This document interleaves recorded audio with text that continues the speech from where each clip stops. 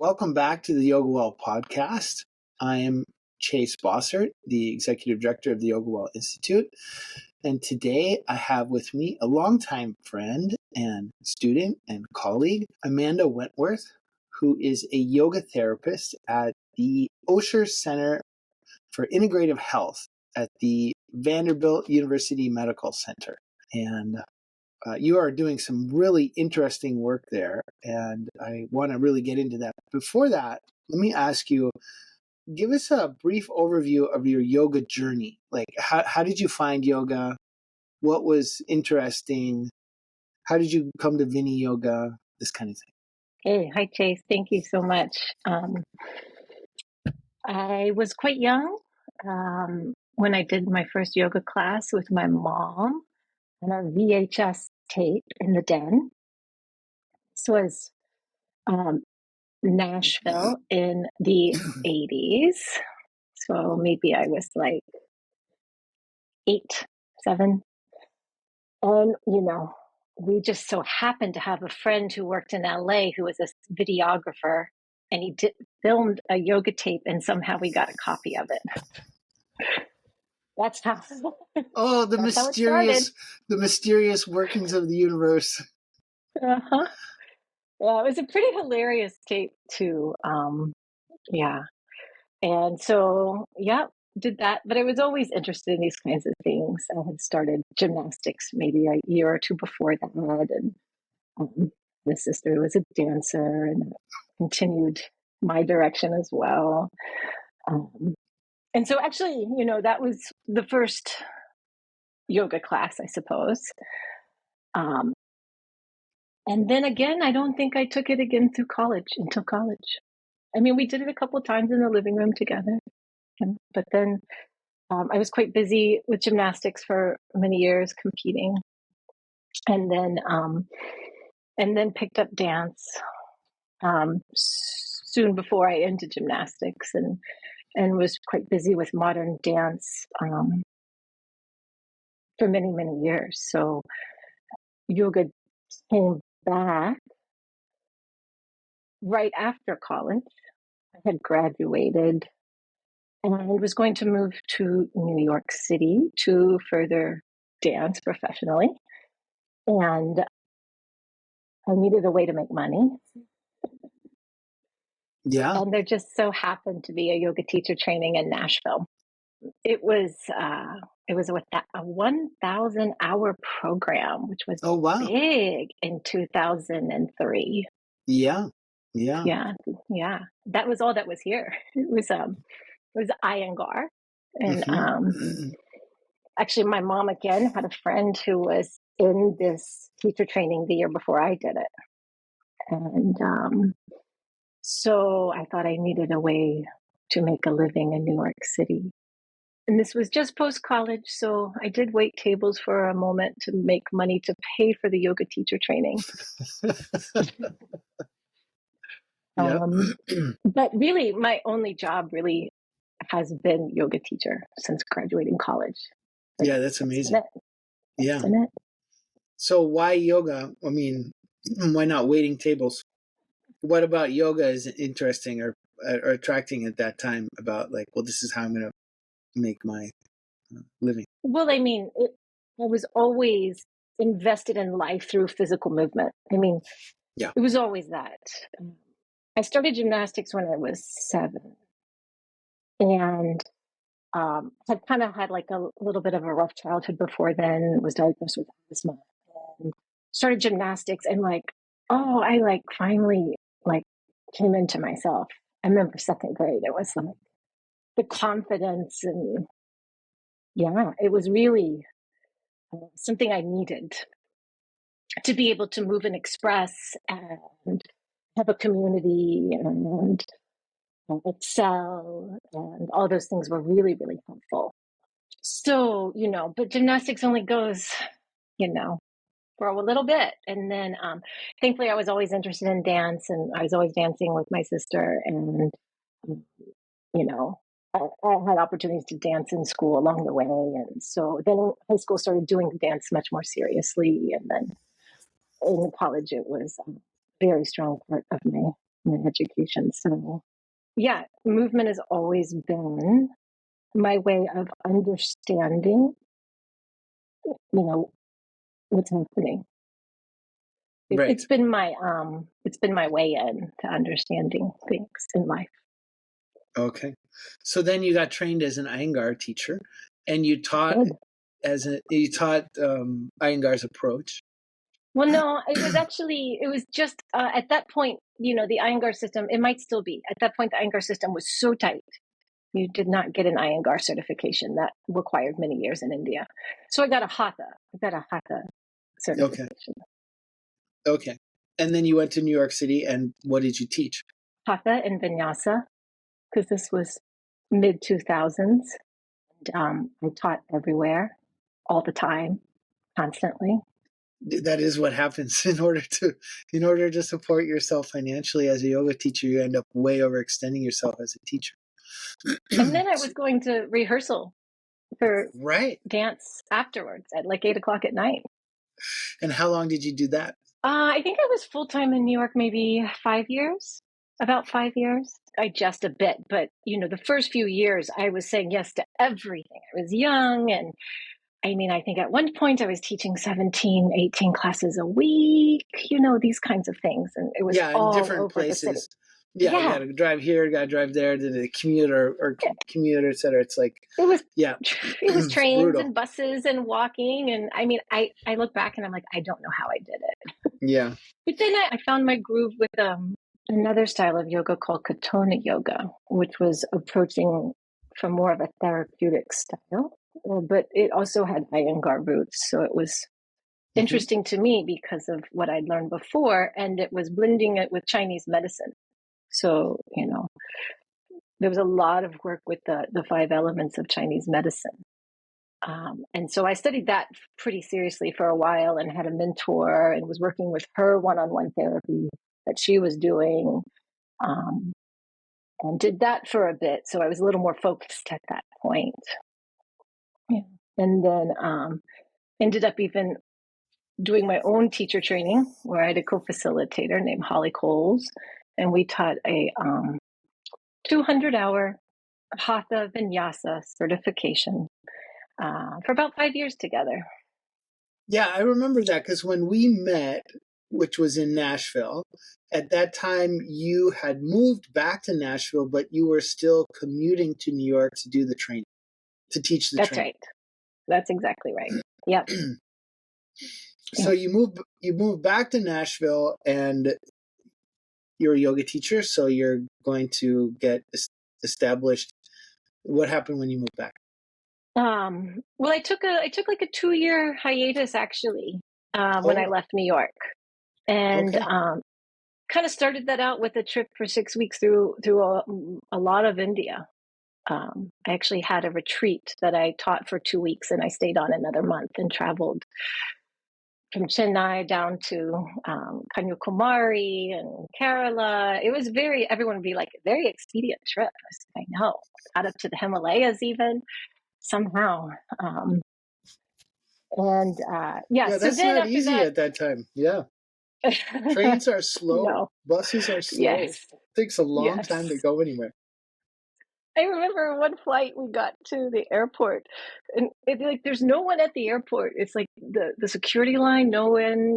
I think this was in Delhi, right? Delhi. Yeah, and we were going to Udaipur, and we go to check in, and they're like, "Oh, that flight doesn't exist." I was like, "But I bought it 2 days ago." They're like, "No, sorry, you can't go." And my husband had just landed. My boyfriend at the time had just landed in India, and he was like, "What? What?" His little New Yorker came out. I was like, "I've already been here a month." I was like, "It's okay. This is just what's supposed to happen. It's okay." No, So I it's got to funny take it story. to die for. Right. Yeah, So it you was took pretty two funny. 2 years off. Yes, traveled around a lot, a lot. Some of it was teaching and retreats and stuff like that, but a lot of it was living out a suitcase between New York, where I was doing the teacher training, and Nashville here in my parents' home, and traveling. But then again, yeah, I did settle down again in Nashville and kind of picked back up the old New York, running around, teaching everywhere because it was a new place. And I was like, wait. This is not what I wanted to do. But Yeah. you have to make a living, and Yeah. Yeah. Um, so thankfully, I mean, it was helpful to get to know Nashville again, which had changed dramatically in the few years I'd been gone in New York. Yoga had just taken off in Nashville, and so had the city, Nashville. And yeah, I got lucky. I met Gurjeet. I don't know how. Oh, I do know how. I do know how. Okay, so the place I work, the Osher Center of Integrative Health, it had formed quite a few years before that, and I knew the people who were doing yoga for them because it was the Iyengar community in Nashville, which had been very Yes. strong, and so they were Right. the first ones in at the Osher Center. So I Yes. started to make some contact with them because I knew some of the people, Yes. and it was very soon after that Dr. Gurjeet Budi came to the Osher Center as well, bringing along with him lots of Yes. wonderful teachers and a whole new style of yoga for me. It was just what I needed. Yeah. So, that is how we met, because uh, Gurjeet was in one of the teacher trainings that I did in New York City. And we actually did on Long Island. He had contacted me when he was doing his graduate work at Harvard. I think he was doing his master's in public health. And basically when he got to Vanderbilt, he and I talked, and it basically decided that I would come and do regular workshops at the Osher Center for Integrative Health. And It was fabulous. All these start wonderful teachers just showed up in Nashville. yeah, yeah. I think Dolphy came. I think Danielle, yeah, and that's right. Danielle Tarantola, Marcel came as well. That's right. Marcel came. That's right. Mm-hmm. That's right. Marcel Albertin. And then Dolphy and I started a yoga therapist training in Nashville. And before the yoga therapist training, I did, I think, at least one and maybe two teacher trainings in Nashville as a way of starting to build teachers that would be able to do the teaching in the yoga research that Gurjeet was writing grants for. And we spent a lot of time in Nashville. I've spent quite a bit of time in Nashville. I don't live there, but with you and with others, supporting this work of really around the Osher Center of Integrative Health. And so you got in there, and all of a sudden these teachers started coming, and what is your reaction? Well, at first I had been so happy to get away from the very strict, traditional Iyengar. Mm-hmm. And I was doing modern dance as a young adult in New York City. I mean, life was free and artistic and fun. And, I was really drawn to it. And I was like, wait, but I've been spending a lot of time trying to get away from all of this very traditional, specific teaching of how I should feel. But that said, Viniyoga is so vastly different because its main concern is function. That was such a huge piece that was missing in my exploration of yoga that came with Viniyoga, that I was like, oh, now I get it. And it was something very, very valuable to me in understanding all the stuff that I've been experiencing in little pieces here and there, but nothing was cohesive. Yeah, I think that is one of the real trademarks of Mr. Deshpachar's teachings and what got handed down through him as Viniyoga, in that it really has a coherent structure: body, breath, mind, behavior, emotions, spirituality. Like it all hangs together as a coherent structure. And then I think one of the things that's so interesting about it is that everything is understandable within this structure. And so you have whatever techniques you know or whatever system you've had before, etc. It's not like it's rejected. It's kind of assimilated, and you can see like utility for it in different ways and as part of this huge piece of what is yoga. Exactly. Not only was it understandable, it was like personal. It was like, oh, yeah. I'm not sure how to say that better, but Well, you got, and at that time you got connected with Dolphy, and Dolphy started designing your personal practice. I was also doing a few prerequisites for the yoga therapist training. Oh, right. And Dolphy was teaching some of those as well. Right. That's right. My memory is that there was some process that the coming around to the perspective of Viniyoga took a little time. For me, That's my memory. I think that is very, very true. But it was just that I had to undo like the physical patterning. Like if my whole existence was understanding life through movement, and it had been told to me all along that like, wow, this form, you have it. I had the form. I always could do the form. Yeah, you do have the flexibility and the strength to do the form and do it well, like perfect. Oh, thank you. But it wasn't like that process of releasing the form to find the function. I mean, I think I'm still working through that and figuring that out.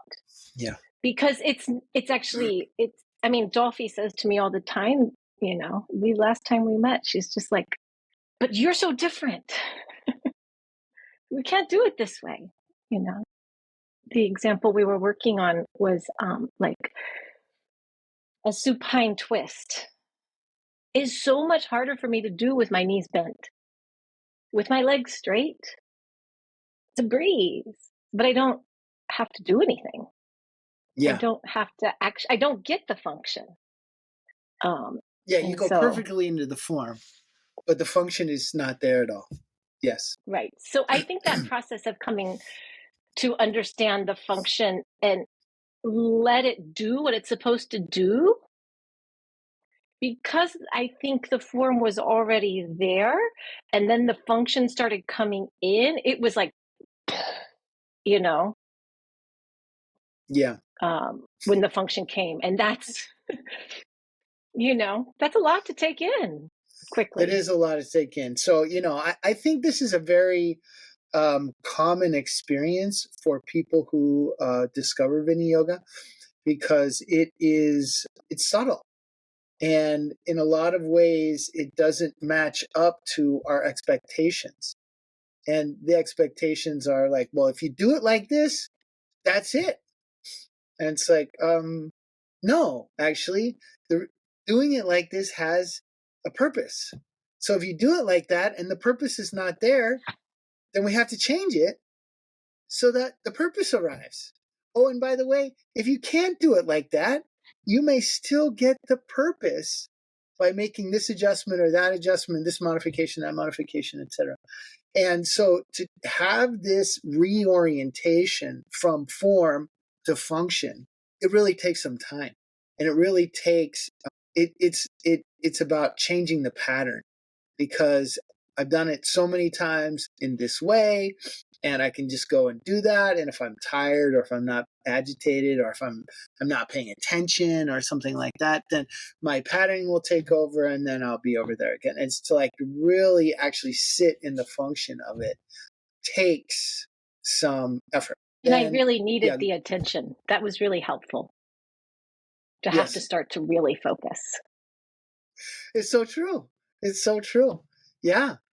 I mean, you are strong and very flexible. You can do all of the things and not really even be there. So what's the point?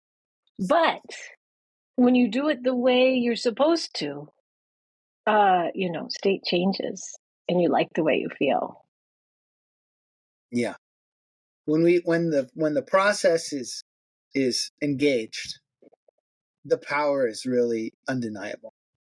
And it's not, the power is not simply in how you feel in your body. It's also like how your perception works and how your behavior works. And you see it in your responses to different situations and stuff that used to be like super unbearable and almost like can't do it. All of a sudden, there you are doing it, and you're like, am I crazy? What happened?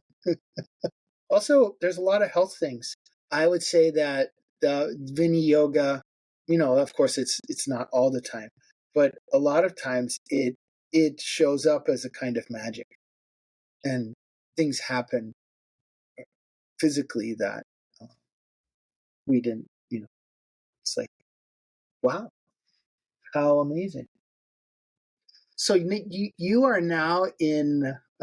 So you've been at the Osher Center now for like almost 10 years, maybe longer. Yeah, they just told me because they've started to celebrate it. 13, it said. 13 years. Wow, Yeah, that's amazing. So, yeah. what is the work you do there now? I'm part of the movement team. Right? It's 4 or 5 of us, um, mostly yoga therapists and a Tai Chi, Qigong teacher. We work uh, as a team to promote the understanding of yoga therapy, even with the people we work with and with the colleagues and the visiting colleagues and the patients. But most of our time is seeing either group classes or individual one-on-one yoga therapy. And patients. And tell me a little bit more about your work there. Like, what's a group class that you do? I quite enjoy group classes, so I do a couple. Uh, I'll have 2 classes that are just general. One is like beginner, beginner, and one is the next step above that. They're each 1 hour a week online. And I do have people from all over the country because the Osher Center is quite special, and people do like the convenience of not having to drive because they come from far away often. And on top of that, I teach once or twice a week a 2-hour class in coordination with one of the nurse practitioners at the Osher Center. And that's a class called Living Well with Chronic Pain. And it's a lot of times one of the first groups that the patients will do when they come, because a lot of our patients come with pain in combination with other things. It's a very good introduction to what we do at the center. And every class, they have at least 30 minutes of yoga therapy taught and discussion. That's even like the pre-beginner class, and then they come through the beginner class, which is a full hour, that is not insurance based. They have to, actually retail pay for yoga after that because there is not a medical provider. And then there are a couple other population specific groups I do as well. One that is currently quite busy and full is yoga support for hypermobility. Mm-hmm. So people often are coming through the center with Ehlers-Danlos Syndrome, hypermobile Ehlers-Danlos. And then in the past, I've done, sleep groups and groups for headache and different things that are going on at the time. The center has developed kind of an expertise in the Ehlers-Danlos syndrome place, We have. and so you end up teaching a lot of yoga to those people. Is that correct? That is correct. Vanderbilt is a place that's doing a lot of the early work on Ehlers-Danlos. And I mean, I even am friends with one of the main doctors that genetically testing and doing the stuff. Our kids are friends. So we go to gymnastics and we sit and we talk about EDS. And he's like, well, I'm sending someone, and then I'm sending someone else, so that's the way Yeah. things work sometimes. Yeah. Yeah, it is. It's fantastic. Yeah, so it really is a place that's doing a lot of, because it's a university and a medical center, they're doing a lot of work on it. We've seen this in the past when something becomes a place where people can land on a diagnosis. Mm-hmm. It becomes very busy. Like a couple of years ago, fibromyalgia, I taught some classes for fibromyalgia at the time. Yeah. So tell me about yoga for EDS. I mean, what happens? What do people, I mean, what do you teach them? I teach a group. I have to cut it at 12. Mm-hmm. It's now been getting overly full, which is a nice thing. But we need to keep it small-ish, just because it is a group yoga therapy class. There is space to sit in a semicircle and communicate at the beginning and say where we are, and that is very valuable for this population. It tends to be mostly women, but that's not always the case. And they love all the leftover props from the Iyengar people. So there's lots of bolsters and blankets, and we make our cozy little nests and all sorts of things because it's quite supportive. It's very supportive to a body that is lax. Yep. And so we need a lot of room for those kinds of things. And we do yoga for 45 minutes at least. And there are quite a few main goals I have for the class. From a asana perspective, it is, incremental movement, meaning start off going 50% of what you think you should do, then go 55%. And then if it's still okay, you go 60%. And we're really not getting over 75% because I'm trying to slowly move into the posture so that stability is still there. The function, like we were talking about, isn't overtaken by form.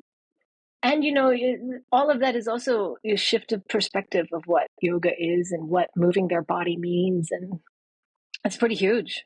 And that's just the physical. That's just asana. Yeah. Well, I want to make a comment because as you're talking, it makes me think of, we talk about yoga as practice, right? So you practice yoga, and we think of that as a physical thing that we do. We go and we get on the mat and we move our bodies and we call that yoga practice. And it's like, everywhere else, practice has the meaning of preparation, right? So you practice the violin before your concert. You practice your gymnastics before the meet. You practice your soccer before the game, etc. It's like all preparation for something. And very often, I think what's unappreciated about yoga is its practice for life. And here you have people who are coming in. So the EDS, for those who don't know, their bodies tend to be extremely too lax. So like joints don't hang together. They can do all kinds of Gumby like contortions, but they let's get also injured. say, yeah, it's a lot of the connective tissue that's lax, and sometimes the muscles can actually be quite tight, shockingly, in certain ways. Right, because the muscles are trying to compensate for that laxity in the connective tissue. So what you're teaching them is a way of actually finding stability in their movements in their daily life, which changes their life like enormously, correct? Correct. That's why the semicircle group setting is really helpful. People share their experiences in life. And then you see the light bulbs of other people in the semicircle going like, oh wow. That's exactly right. That applies to me too. Oh, how interesting.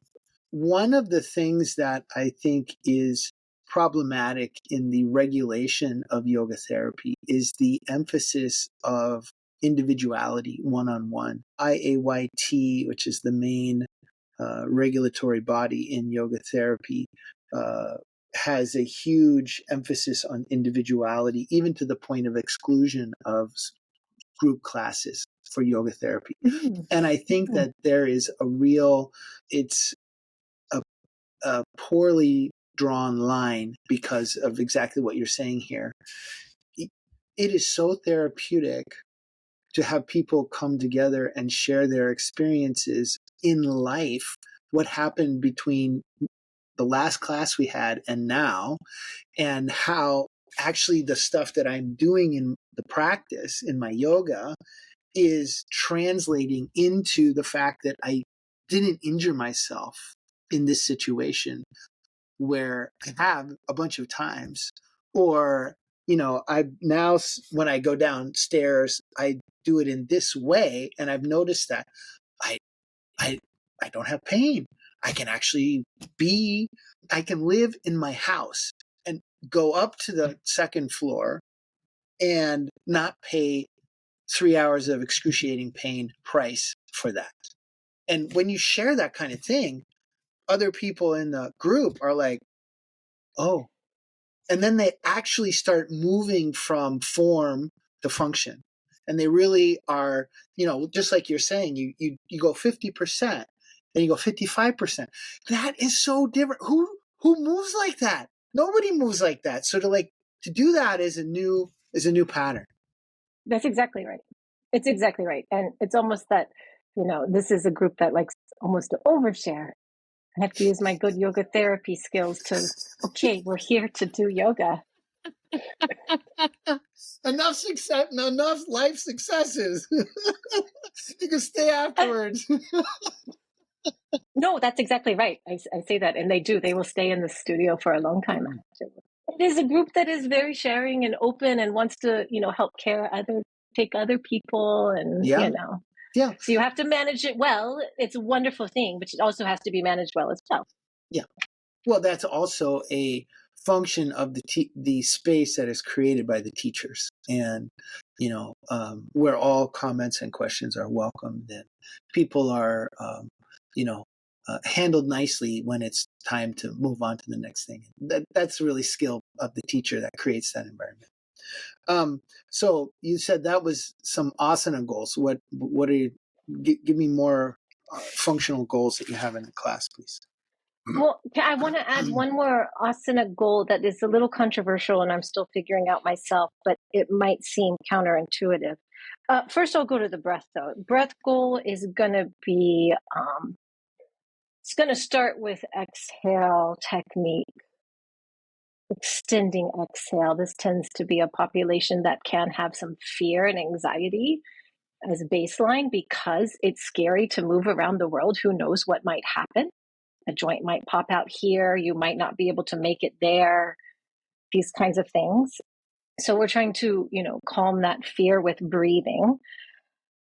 But by the end of 6 weeks, I am gently nudging a little bit towards inhale and specifically pause after inhale, as long as we can first get the system to calm a bit. And this is experimenting on my part. I don't know if this is exactly right, but what I see as helpful is actually in the long run, once the system does calm down, a bit of extension, a bit of purvatana, just slight, with inhale and pause actually fills up and holds their container in a way that's stable for them. And if you're just lingering and exhale and pause after exhale, there's just too much looseness, and there's it's just not enough stability that can be really beautiful when someone gets a bit of an extension and a little bit of inhale and pause that fills up all that space inside. I think this is my experiment. Yeah, no, I think it's fantastic. I think one of the issues in Viniyoga as a community is our overemphasis of exhale. Exhale is where we start. There's no doubt about it. And there's all the textual references, and there's all the practical ramifications of starting with exhale and getting the system to calm down. I completely agree. However, long term, you cannot stay there. Long term, it is crucial to have the inhale and the hold after inhale and the as you're saying, slight purvatana extension postures. This kind of thing is so important. And how does Patanjali define asana? He says sthira and sukha, right? In a lot of ways, exhale is sukha and inhale is sthira. Exhale is the uh, relaxing, it's the letting go, it's the release of tension, etc. And inhale is what is providing the stability and the strength and this kind of thing. And in Indian culture, there's an emphasis on having a straight back. Like I've heard a number of too many times to count. Someone will say about somebody else, like, well, he's a nice upstanding young man, or she's a nice upstanding young woman, or etc. You can see, look at how straight her back is. And that because of you, I always check out my daughter's teachers. And I'm like, oh yes, we got a straight spine this year. Yes. Yeah, well, I mean, it has true. It has a connection to behavior, to emotions, to mind. The whole. It's really, there is a connection there. And with what gets nice straight stuff is purvatana, is inhale, and that's a real requirement. So that sounds very much in line with. Yeah, but it has to be done very, very carefully and gently because You also, I mean, how long is a class that you're talking about? Like, how long do you have these people? it's a 60-minute class. We spend some time, getting the classroom set up ahead of time, talking, cleaning it up afterwards, But it's just 60 minutes. 6 There weeks? is a 8 weeks? How long? I do 6 weeks. Six Okay. weeks. And it's in coordination with a woman at our center who is running a group therapy psychological health class for the same population. And the idea is actually to start in the class, which is, an insurance-based class with this mental health provider. And then when near the end of that class, I can come in and teach a little bit of yoga while they're in that class. This is if everything is perfect. I come in and do like a 10-minute, 12-minute practice on like their 5th or 6th week. And then right after that, yoga starts. So they get a taste of it and see what it is. And then, but it's taken on a life of its own now, and people repeat it so much and it fills up that that's not exactly needed or happening as much anymore. But it still is the ideal of an integrative health center to work in that way. Yeah, I want to hear a little bit about this as well. When you first described the what you did at the center, you said, well, I have this class and people come in and we teach them about yoga therapy. And okay, what does that mean? What is yoga therapy? Do I have to answer that? Yes. What do I think yoga therapy is, or what? Yeah. Do I want the center to think yoga therapy is? Well, now that is really. Let's hear both of them, please. I always say, and I fervently believe this, that these teachings are too big to flow through a single person. There is too much, and all of us are going to have different. We have different interests and different focuses, and we all are going to have different opinions about it. And I think that's actually the mark of a healthy community. So what do you personally think yoga therapy is? And then what do you want the Institute to have it as? I think the thing that is similar between the two is that people are coming to yoga therapy to heal something. And I think yoga therapy takes that process in a way that the person probably isn't expecting. And the outcome might be different than why they showed up. But I think that as a yoga therapist, we're removing obstacles. We're helping guide someone to removing obstacles that interfere with living from their essential self, could be a way to say it. Mm-hmm. So, I think my work as a yoga therapist, I'm helping remove the obstacles. This is such a big question. It is a huge question. When that happens, perception shifts. Now, I think for the center, yoga therapy is a great way to give someone lifelong tools that helps them have a better life. I don't know. You should have asked me this ahead of time to be prepared. It's true. I was thinking as you were talking that I should have made a caveat in the podcast. Just for the record, I sprung this on Amanda. She didn't actually know this was coming. Do you do that to everyone? Well, of course, but all in different ways. We're in the business of springing things on people. What I want to say is, I don't know if that was clear. Well, what I want to highlight is that for you personally, what you're saying is that yoga therapy is about the person being authentically integrated with who they are, and really removing the obstacles to whatever's restricting them in being that. And that could be a physical, it could be an emotional, it could be, attentional, etc., these kinds of things. And you're really seeing it as, okay, some healing is necessary. And what is the healing? There is a separation from, and that's what needs to be healed.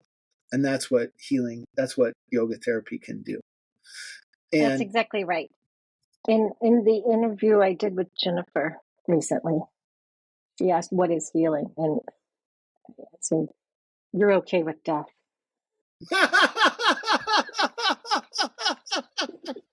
And then I went back and was like, yeah, there's some separation, just like you're saying. It's a beautiful definition. Being able to accept death is a beautiful definition. And so then, as an institute, you're also, yoga therapy is more focused on techniques, or more focused on I haven't quite understood yet what you would like it to be as an institute. Yeah, I think I'm still working on it too. I think that this is a hard piece that yoga therapy land in Western culture. It's still tricky. Yeah. The medical world, the Western medical world, is very good at keeping people alive. And, we do like to say in one of my classes that I teach with the nurse practitioner, this Integrative Health Center is about taking people from surviving towards thriving. It's still hard to be an integrative medicine center, much less a yoga therapist. It's got its limitations within a Western context, I think. Meaning that on an institutional level, people don't have a sufficient understanding of the models of yoga therapy to actually support it in a way that to make financial sense for institutions or for practitioners, or how do you mean? I think that's correct, but I think there's something more in that, what I've been battling up against recently is that in America, we don't really emphasize meaning. Yeah, we can keep people alive, but is there anything meaningful and special? And it's a challenge. I want to highlight this piece about meaning, because if we look at philosophically, what is Patanjali saying yoga is? Like, Patanjali is saying yoga is being present. Yoga is the capacity to choose what you're paying attention to and maintain that, right?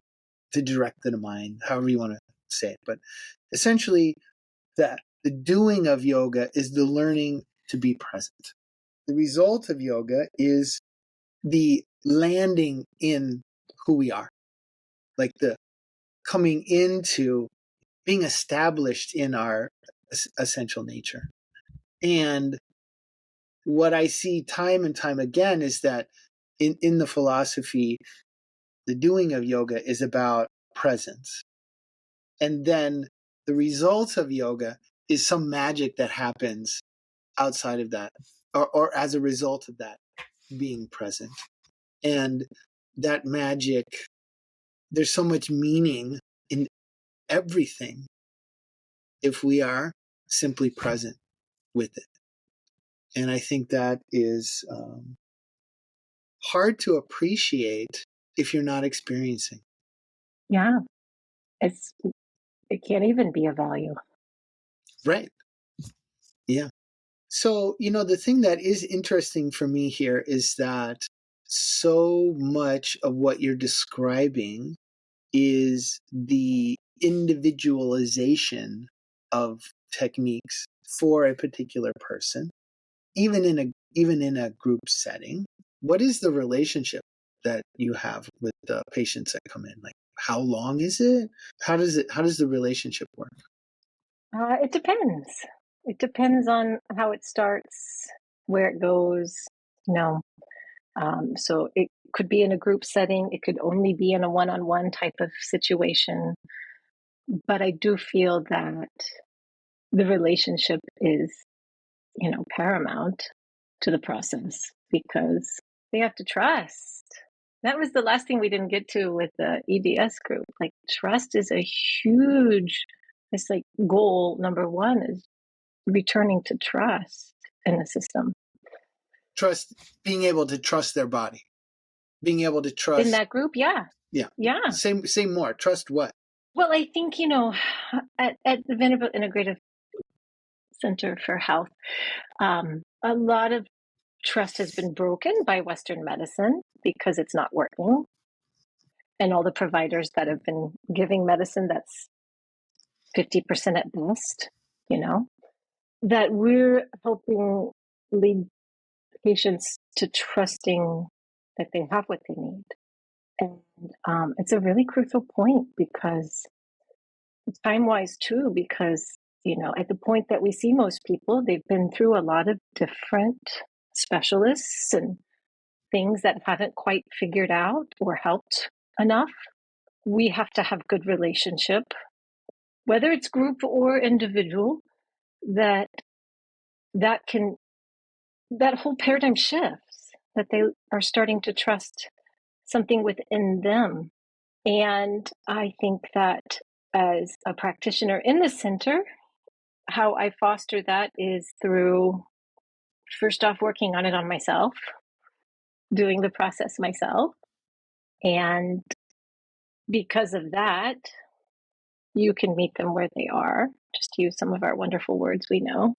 You can be there and hold a container for them to do the work of coming back to this place that's still there. It's always been there. It's something that they can trust within them.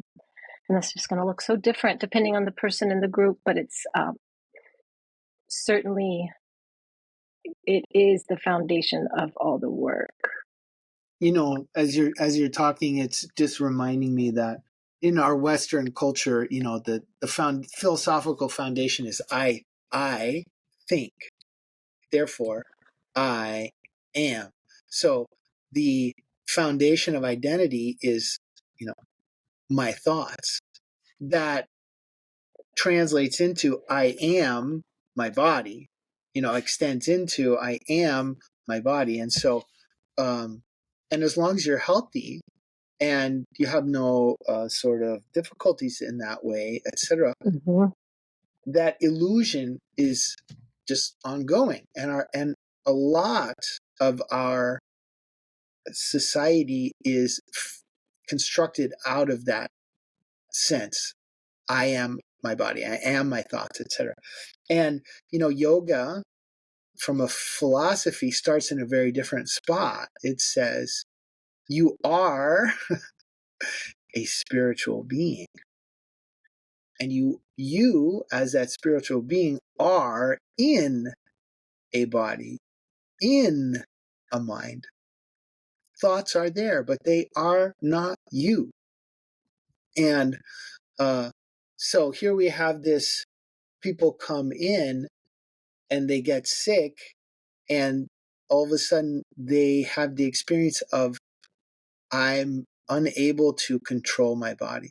It's doing things which I don't like and which I would like to change, but I don't know how to do. And so what do? You go to the Western doctor, which is a third person model. They look at scans, they look at blood tests, they look at a whole bunch of things and give you a pill.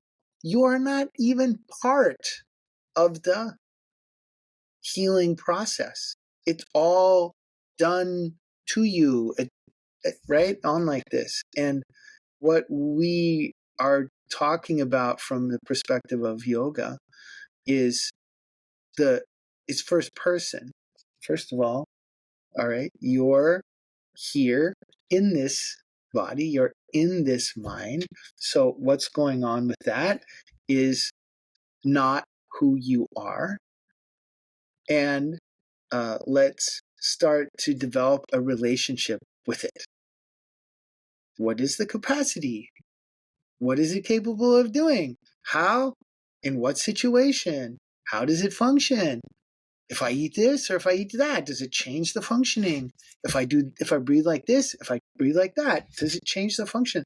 And, the point is to re-establish the relationships with body and mind in a completely different manner. And just to further answer the question, that can play out in so many different ways. Like someone that I've seen who came for headaches, like on the second week, headache was gone. She disappeared for 5 years. Didn't even know. Came back and was like, yeah, you got it to go. It's like, oh, okay, let's do some more yoga. So we do it again. And then I hear from the nurse, she's back to being great again. She's, so it's working like this. Then there's other people that come back once a week who need the container over and over and over again. And then there's also quite a large percent that come and you give them an experience. And it's so disorienting because the patterning is not what they want or what they're used to. And then they don't come back. But and it's so interesting. You see everything happen, but your pain is gone. You see all the good things happen in their system. Da da da da, and they come back and report exactly what they came to you to fix, and then it's too disorienting. They don't come back. So you see all sorts of things. So there's not one way that the relationship is. You just have to be open to it all. Yeah. I think that one of the things you're really highlighting, though, is that it is the relationship which is the foundation for, or the catalyst for the change. And that relationship is you showing up as in a certain way in that, right? You have a relationship with your system, and you have an ongoing learning of what is capable and how it's functioning and what's doing, etc. And then that is more than an idea when you're interacting with people. Something is conveyed that is beyond beyond our an idea or some intellectual information. Yes. There's a signature in who you are that shows up that has an impact on the person, and I think is fundamental to this whole process. I don't, there's all these self-help books and etc., and you can learn breathing and you can do a videotape, and videotape, and at least the person is there. But I don't really think self-help works. I think that, it might have some change, but really the relationship is the fundamental piece that allows transition.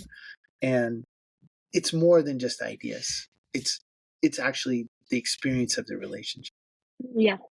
And I think there's a degree of vulnerability between both that's scary sometimes. And Amanda, super fun to talk to you today. Thank you very much for coming in. What is your personal website, and how do people find out more about you as a teacher and what you do? you can find my website, Amandasana, so AMANDASANA.com. It's Amandasana, I updated like it. sometimes. It's old. It's been around a while, just like my Hotmail account, but it still works.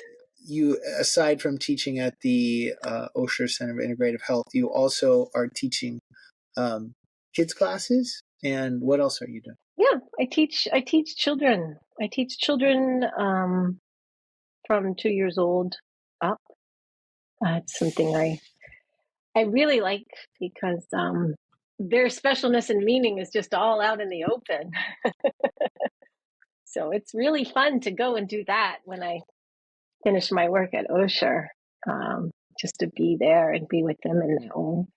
So I teach children, and I also have done, a little bit here and there with, assisted living homes and even different care centers for Alzheimer's and these kinds of things. So on the other end of the spectrum as well. At one point, I was saying my students were aged 2 to 103, which was my grandfather.